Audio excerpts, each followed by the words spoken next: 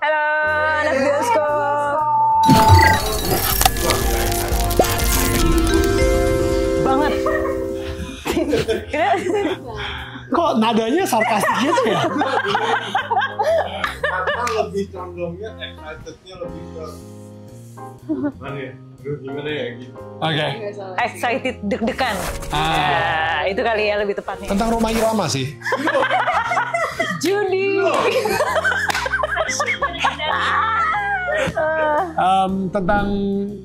Tentang seorang Glenn Fredly, tapi kita benar-benar make sure kisah hidupnya itu bukan dari ketika dia masih kecil banget gitu, tapi ketika dia sebenarnya udah berkarya, udah 2 album yang dikeluarin, dan ketika itu pas kita baru yang hits dia banget lagu Januari gitu ya, Selamat Pagi Dunia, itu yang benar-benar melambungkan nama dia banget. Nah, dari situ sampai di akhir hidupnya gitu. Dan ternyata banyak sekali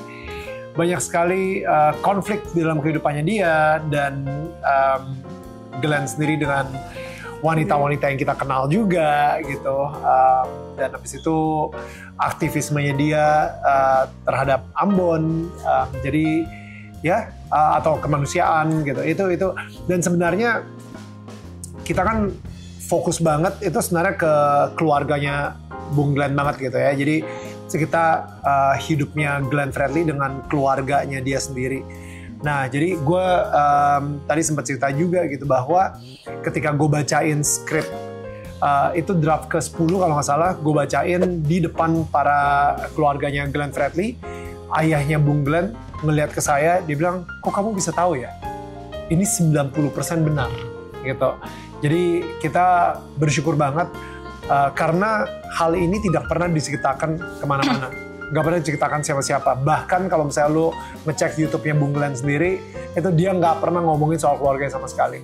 Dan ini adalah sisi manusiawinya dari Glenn Fredly yang kita akan lihat sama-sama gitu. Hey guys, gue Martino Leo, gue di sini berperan sebagai Bung Glenn Fredly. Halo, aku Sonia Alisa dan aku di sini berperan sebagai Dewi. Dewi siapa? Dewi lah. Dewi ada banyak. Dewi siapa? The point is that Dewi ada banyak. Iya, Dewi ada banyak. Oke. That's the point. Halo, aku Sahira Anjani dan di film ini aku berperan sebagai Uci. Saya Daniel Mananta dan saya adalah produser dari Glenn Fredly The Movie. Yes! Ya gitu deh. Lu sama Uci gimana ketemunya? Ketemunya, ya jadi kalau sama Uci tuh beraniin diri nge-DM Kak Uci duluan gitu loh. Jadi kan gue belum kenal sama Kak Uci sama sekali. Terus waktu itu mau ketemu juga susah banget kan waktunya gitu. Tapi lu udah tahu kalau misalnya lu yang bakal jadi meranin Uci, atau lu sebenarnya masih dalam tahap casting yang kayak pedean aja ya? pedean aja gitu. Nah, mumpung ada orang dalam, gue DM aja deh. Nggak kenal, Kak Ucinya. Lebih DM ke Mas Lukman sih kayak. Nggak mau milih gue gitu. Enggak. Serius enggak. Iya, kalau pendalaman karakternya lebih nanya langsung ke orangnya sih gitu kan, karena orangnya masih ada kan. Jadi takutnya kan salah bawain karakternya, ntar dia tersinggung gitu kan, nontonnya kayak gue gak gini deh gitu kan.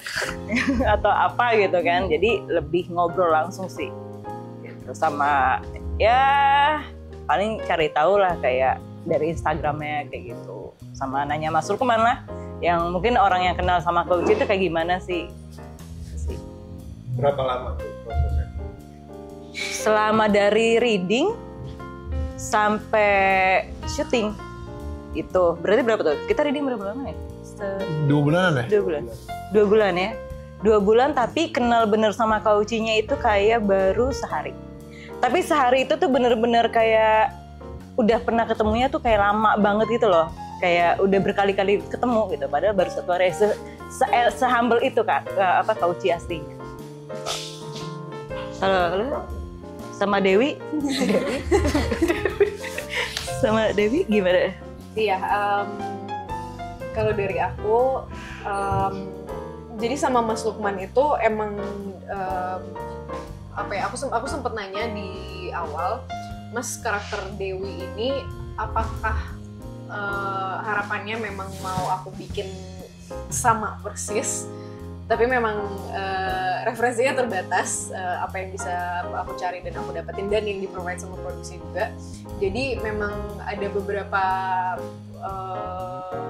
ada beberapa unsur dari aku dalamin karakter Dewi ini yang memang coba aku isi, ada beberapa hal-hal kosongnya itu dari apa yang bisa aku dapat dari referensinya gitu. Jadi aku cuma sempat nonton beberapa video gitu, mannerismnya Dewi gitu, caranya dia berbicara, dia berhubungan dengan orang lain kayak gimana gitu. Jadi ada beberapa hal yang memang coba aku isi sendiri dan aku nanya lagi ke Mas Lukman, Mas kira-kira gini nggak gitu, apakah segini udah oke gitu. Dari apa tuh? Jadi waktu itu kita selalu di-provide apapun yang kita perlu dari produksi,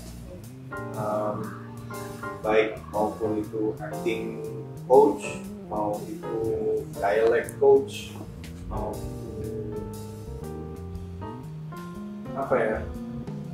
fasilitas untuk nge-gym, fasilitas untuk apa itu memang selalu di-provide. Untuk ini gue minta waktu sama orang-orang yang menurut gue akrab dengan gue. Langsung dibikinin jadwal, jadi kita bisa ketemu, interview langsung, ngobrol, cerita-cerita. Jadi itu ketemu sama Mbak Ika, manajernya Bu, ketemu sama Mbak Ayu, Kak Ayu, istrinya, baru Jakar lama, baru sangat baru. Mas Rio Febrian, itu kan temen seperjuangannya tuh. Gue cerita, ya di situ baru bisa bikin gambaran bahwa buku seperti apa. Dengan semua kekurangan yang ada di gue tarik garis tengahnya. Adegan yang paling menantang itu pas setiap adegan manggung, karena walaupun sampai sekarang kalau berdiri di atas panggung masih ada rasa geser. Tapi kalau berhadapan dengan 1000 kamera dan visual acting, ayo dah, nggak ada. Tapi kalau matang langsung lihat, don't look at me. Kalau gue sih menurut gue semua adegan di situ menantang ya,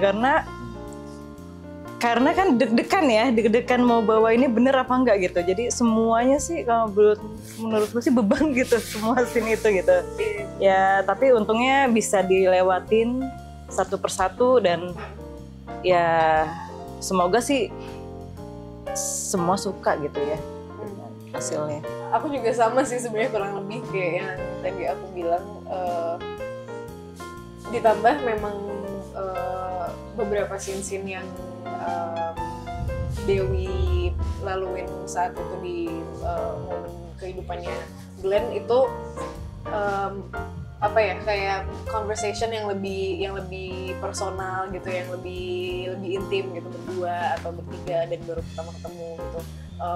Aku berusaha untuk create kira-kira gini nggak ya Dewi dari apapun yang sudah aku dapetin dari cerita hidupnya dia sempat cerita dari kecil dia kayak gimana di rumah gitu, and how she became a singer gitu dan itu coba aku kumpulin semua, tapi jadinya itu semua scene kayak aku lumayan mempertanyakan segini nggak ya, ini kurang nggak ya gitu. Gue ngerasa Glenn ini mempunyai sebuah perjuangan yang terhenti. 8 April 2020 ketika beliau meninggal itu sepertinya dia masih belum selesai gitu, dan gue bersyukur banget kayak melalui film ini kayak perpanjangan tangan dari apa yang pengen dia sampaikan. Salah satu dari perpanjangan tangan, gue yakin banget dari film ini pun atau mungkin nanti dari karya-karya yang lain, banyak orang yang akan terus menjadi perpanjangan tangan dari apa yang Glenn lakukan untuk Indonesia. Kayak gitu sih. Nyiapinnya 5 masalahnya.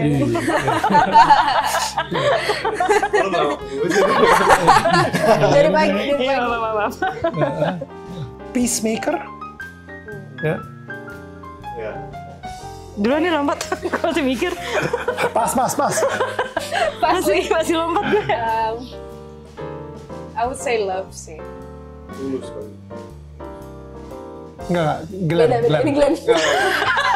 Tulus the word.